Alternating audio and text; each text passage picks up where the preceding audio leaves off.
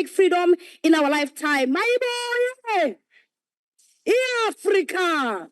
Chairperson, greetings to all the sympathizers of the economic emancipation movement, the only one of its kind in the Southern Africa under the stewardship of the Commander-in-Chief, Julius Sello Malema, and commissars of the EFF. This debate on accelerating land redistribution and agricultural development for inclusive growth is one the EFF takes with utmost seriousness, as it is directly linked to the EFF's first non-negotiable cardinal pillar, expropriation of South Africa's land without compensation for equal redistribution and use. For over 11 years, the EFF has remained true to its foundation, consistently reminding society that the premise of our demise as Africans has comfortably rested on the continuous theft of our land by settlers who are still in possession of it today.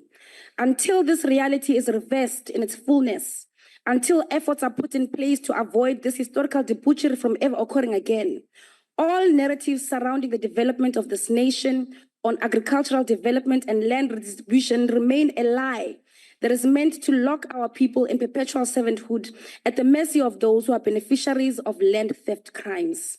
There are some dressed in blue who pretend to have a disdain for crimes pertaining to land occupations, land invasions, and land theft. However, in their supposed hatred for this crime, they are content with the land invasions that occurred since 1652. They see no urgency to address the land theft crime of the 1913 Natives Land Act that saw thousands of Black families being forcibly removed from their land by the apartheid government. They defend the 1936 Natives Land Trust and Land Act of South Africa today. Perhaps more truth should guide the politics of why they hate the land invasions and occupations of 2013 when the EFF was formed, but defend the land invasions of 1913 led by the apartheid government. They hate the land occupation program of the EFF in Olivernoot Bush and Centurion, Blue Hills in Midrand, Whalers Farm in Elandsfontein, off the Golden Highway near El Dorado, Orange Farm, Waterval, Boven, Delmas, Bethel Extension 5, and numerous other progressive land occupation programs of the EFF. However, Ondlebe's Kanyilanga, adorned in blue and no educational qualifications, absolutely adore the land invasions that saw the best parts of the Western Cape given to whites only. They love the land invasions in KwaZulu-Natal that saw Black people being given rocky lands and the best agricultural land being preserved for white elites. They love and will fight us to the very grave in defense of the land invasions in Gauteng, Limpopo, and Mpumalanga that gave over all the minerals, the gold, manganese, chromium, diamonds, coal, and copper to whites only, whilst the Black people are meant to only serve the purpose of dying underneath the belly of the earth as miners. They claim to give us our daily food every day and supposed food security in the agricultural sector, but conveniently forget that 80% of the labor that creates food that we eat in Africa is in actual fact our mothers, Black women, whom in the Eastern Cape and Kokama still get paid a packet of cigarettes and a carton of milk after a week's labor worth on our stolen farms. These are the same people who rejected a motion in Parliament calling for Parliament to intervene on the land invasion against the Molefe family in the West Rand by Prestige Park, a land invasion crime committed in 2023. But however, they also feel that an entire generation must pause on its generational mission to recoup stolen land led by the just and all races people loving EFF. You can't love the land invasion of 1936 that was done through the barrel of a gun and hate the peaceful land occupation led by the EFF of Nana's Farm and Mountain City. This essentially means that you are the very thing you accuse us of. You are the ones that are racist. You are the racial dividers who deem Black people unworthy of living, farming, and owning the land of their forefathers, whilst you protect the proceeds of colonial and apartheid land theft crimes against humanity.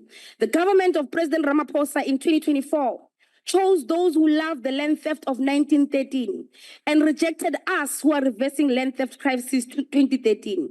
We will never be ashamed of our land occupation programs.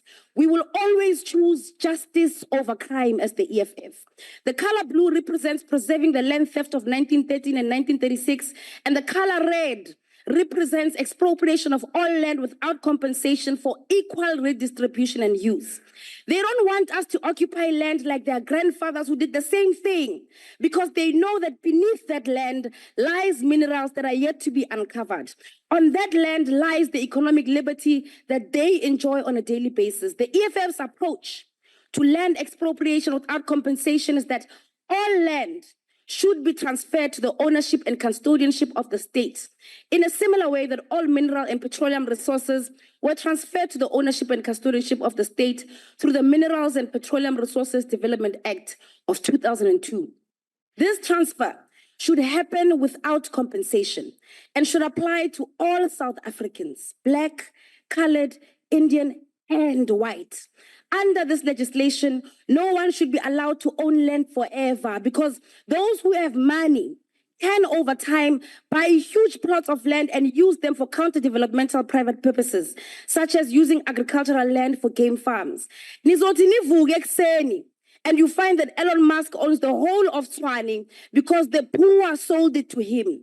This is why privatization of land, as proposed by the expropriation bill, is a threat to state sovereignty and protection of our people. In line with the Freedom Charter and a new vision of agrarian revolution, the state should also provide implements and related extension services to help those who work the land to use it productively. Furthermore, the state's procurement of food should prioritize small-scale farmers so that small-scale farming becomes a sustainable economic activity for the majority of our people. The state must buy more than 50% of the food for hospitals, prisons, schools from small-scale farmers in order to develop small-scale agriculture. To boost sustainable demand domestically, the South African government should pass legislation that all the food bought by the government for hospitals, schools, prisons, and the like should be sourced from small-scale food producers. This in itself will create sustainable economic activity and inspire many young people to go into food production, because there will be income and financial benefits to boost other economic activities out of it. The economy of food production needs a well-structured protection mechanism and subsidies in order to protect jobs and safeguard food security. Most developed and developing nations are actually doing the same. With a clearly defined and well-structured mechanism, South Africa, which is oddly a net importer of food, can realize the development of the food economy in a manner that exceeds Brazil's. This will add to sustainable job creation efforts, not the kind of short-term jobs created through the infrastructure development. This will, of course, require land reform to be expedited and water supplies to be guaranteed for the sustainability of this important sector of the economy. Government must lead a massive program of food production by ensuring that all arable land in South Africa is placed under production. Government must establish and capitalize agricultural development nodes in each of the 9 provinces to increase the quantity and quality of agricultural production in these areas and create 1 million agricultural jobs. If the EFF was government today, we would maximize agricultural productivity and massively invest in agro-processing in all the 9 provinces through the following initiatives. We would maximally build and support the cultivation and agro-processing of citrus products in the Mopani region, the cultivation of agro-processing of tomatoes in Mopani, the cultivation and agro-processing of avocados, bananas, and other products in the Vembe region of the Limpopo province. We would maximally build and support cattle farming and the agro-processing of the resultant products in the Amahlati region, cultivation and agro-processing of maize in the Chris Hani region, tea in the OR Tambo region, cannabis for industrial and medical processing in the OR Tambo and Alfred Nzo regions of the Eastern Cape, and alu products in Amatole and OR Tambo. We would build and support the cultivation and agro-processing of maize and cherries in the Thabo Mofutsanyane region in the Free State province. We would maximally build and support the cultivation and agro-processing of dry beans, maize, and soybeans in the Gauteng province. We would support the cultivation and agro-processing of potatoes and tomatoes in the Namakwa land and Pixley regions, and grapes in the Sianda ZF Nkau region in the Northern Cape province. The EFF would maximally build and support the cultivation and agro-processing of sugarcane in the eThekwini, Ilembe, and Zululand region, maize in the Umzinyati and Utugela regions, citrus and bananas in Ugwe and Umkhanyakude regions, cattle farming in the Amatuba, Utugela, and Zululand regions, and timber in Umkhanyakude and Sisonke regions in KwaZulu-Natal province. We would build and support the cultivation of agro-processing of oranges, lychees, bananas, narkis, avocados, macadamia nuts, and mangoes in the Ehlanzeni regions, mangoes and bananas in the Buhlabela region, peaches, plums, and maize in the Nkangala region, and timber and maize in the Garsibanda region in Mpumalanga. The EFF would build and support the cultivation of agro-processing of sunflowers and maize in the Ngaka Modiri Malema region, cattle and poultry farming in the whole of the Northwest province, and cattle farming in Taung. We would build and support the cultivation of agro-processing of grapes and onions in the Cape Winelands region, increase the production of wine, cattle and sheep, livestock and grapes in the Central Karoo, West Coast and Overberg regions in the Western Cape province.